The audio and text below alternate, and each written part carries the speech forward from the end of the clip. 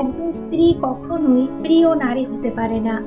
আপনি যদি বেশিরভাগ পুরুষকে জিজ্ঞাসা করেন আপনার জীবনে প্রিয় নারী কে, সম্ভবত তিনি বলবেন মা, কেউ বলবেন বোন, কেউ বলবেন মেয়ে, আবার কেউ কেউ বলবেন নানি, কারণ তিনি তাকে কোলে পিঠে করে মানুষ করেছেন।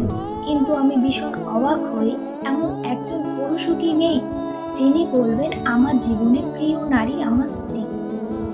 আসলে বাঙালিদের সমস্যা হচ্ছে স্ত্রীকে ভালোবাসি বললে মান সম্মান কমে যায়, স্ত্রীর কাছে ছোট হতে হয়, লোকে বউ পাগল বলবে, আবার অন্য অন্য পুরুষের কাছে নিজের পুরুষত্বটা একটু কমে যায়।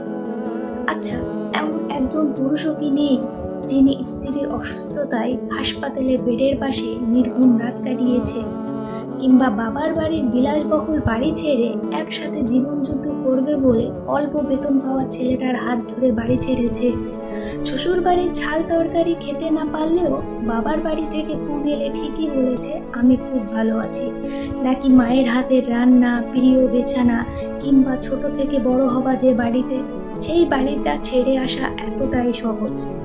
ওই জন্য একজন স্ত্রী কখনোই প্রিয় নারী হতে পারে না।